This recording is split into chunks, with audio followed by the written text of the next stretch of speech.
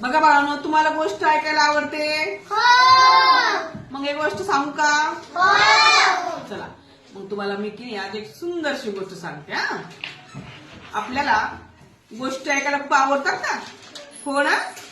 तर गोष्टीचं नाव आहे प्रामाणिकपणा. प्रामाणिकपणाचे फळ. काय? प्रामाणिकपणाचे फळ किंवा खरे बोलण्याचे फळ. आता एक चोर असतो. कोण असतो? चोर. आता हा चोर चोरी करून आपला उदरनिर्वाह करायचा. आता उदरनिर्वाह म्हणजे काय? की जे चोरी करून पैसे येतील किंवा जे काही चोर करत होता त्यातून तो आपले घरचे अन्नधान्य, किराणा सामान असं तो गरजा भागवायचा.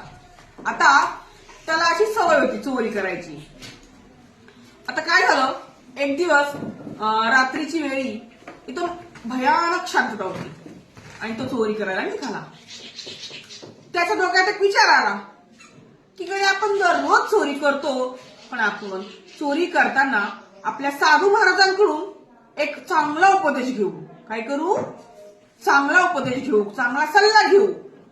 आणि तो त्याचप्रमाणे आपल्या साधू महाराजांकडे जातो.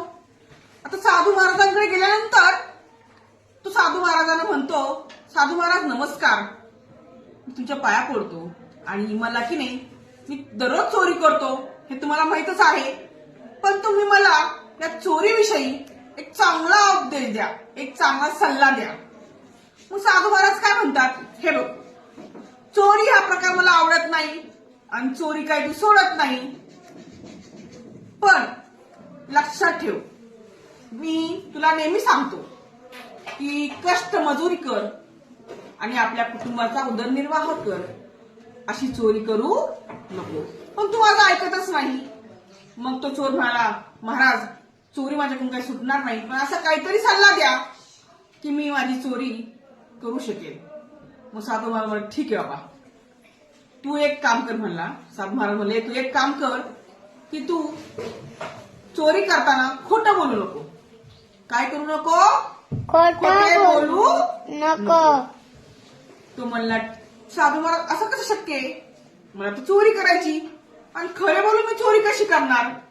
साधू महाराज म्हणाले, हे तू तुझं ठरव, तू कसं प्रामाणिकपणे चोरी करायची किंवा कसं खरं बोलून चोरी करायची हे तुझ्यावर अवलंबून आहे.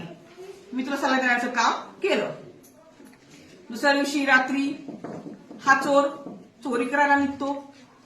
आता चोरी करायला निघाल्यानंतर रस्त्यानं त्याला एक माणूस भेटतो.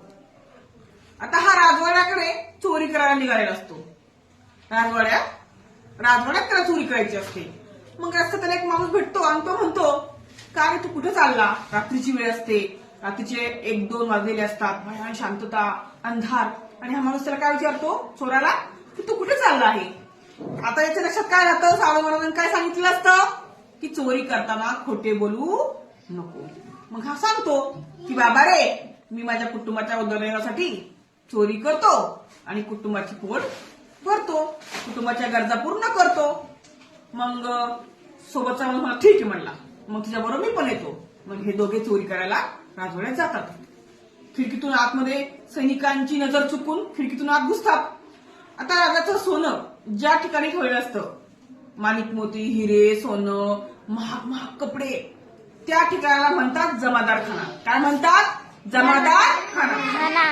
हे खिडकीतून जमादार खान्यात उतरले. आता उतरल्यानंतर यानं पाहिलं की खूप सोनं आहे, चांदी आहे, दागदागिने आहे, मौल्यवान रत्ने आहेत, माणिक मोती आहे, हिरे आहेत. मग हा चोर 3 हिरे असतात. काय असतात? 3 हिरे, एकदम महागडे हिरे असतात. हा चोर पाहतो आणि हा चोर एकच हिरा काय करतो, उचलतो. आता हा एकच हिरा उचलतो. मग त्याच्यासोबत जो माणूस असतो ना, मग तो म्हणतो, अरे तू इतकं सोनं आहे, इतकं चांदी आहे, इतके दागदागिने आहे, भारी भारी कपडे आहेत, मग तू एकाच हिरा का म्हणजे चोरला चोरी करत आहे एकाच हिऱ्याची? तो म्हणला, हे बघा, मला हा हिरा एकच बाद झाला, कारण माझ्या कुटुंबाच्या उदरनिर्वाहासाठी हा एकच हिरा काय झाला, पुरेसा आहे. उगाच जास्त घेऊन मला काय करायचंय? मी ही जी चोरी करतोय ती माझ्या पोटासाठी करतो, माझ्या कुटुंबाच्या उदरनिर्वाहासाठी करतो, त्यांच्या सगळ्या गरजा भराव्या म्हणजे पूर्ण व्हाव्या म्हणून करतो. मला जास्त घ्यायचं नाही. त्यामुळे एकच हिरा उचलला आणि या दुसऱ्या माणसानं एक हिरा उचलला आणि यांनी जमादार खाण्याच्या खिडकीतून काय केली? सैनिकांची नजर चुकून उडी मारली आणि हे घरी गेले. आता दुसऱ्या दिवशी सगळीकडे बोबाटा होतो. चोरी झाली, चोरी झाली, जमादार खाण्यात चोरी झाली, चोरी झाली, सोनं गेलं, असं म्हणजे बोबाटा होतो.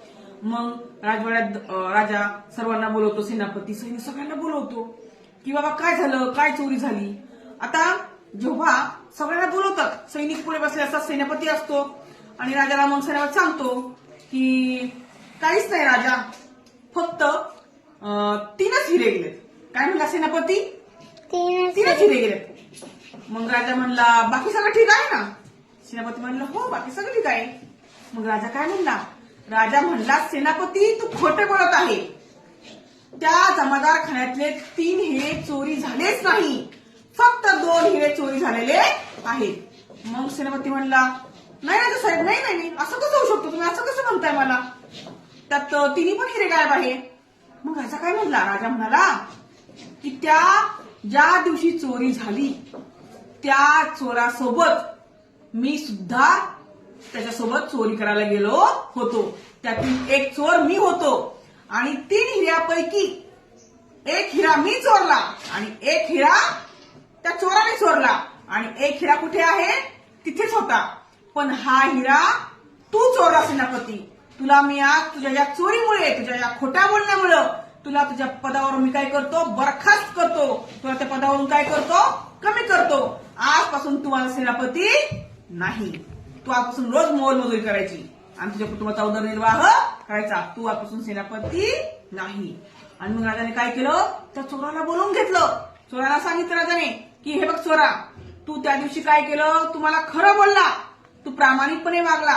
कारण तुला जर घ्यायचं असतं तर तू सगळे दागदागिने, चांदीचे मौल्यवान रत्ने, माणिक मोती, हिरे, मौल्यवान कपडे तू सगळं चोरू शकला असता. पण तू सगळं चोरलं का? नाही.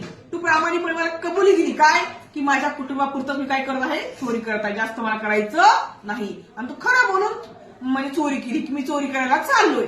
तुझ्या या खरे बोलण्यामुळं, तुझ्या या प्रामाणिकपणामुळं मी आज तुला सेनापतीची काय करतो? नोकरी देतो. आजपासून तू माझा काय? सेनापती.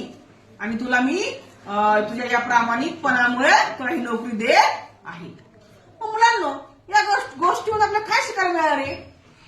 आपण चोरी कधी करायची नाही, पण आपल्या आयुष्यात आपण नेहमी काय करायचं? खरं बोलायचं. काय करायचं? खरं बोलायचं. प्रामाणिकपणे वागायचं. कारण खरे बोलण्याचे, प्रामाणिकपणे वागण्याचे फळ खूप गोड असते. कधीही खोटं बोलायचं नाही. हे गोष्टीचं आपल्याला शिकायला मिळते. मिळाले. आवडली तुम्हाला गोष्ट? हो.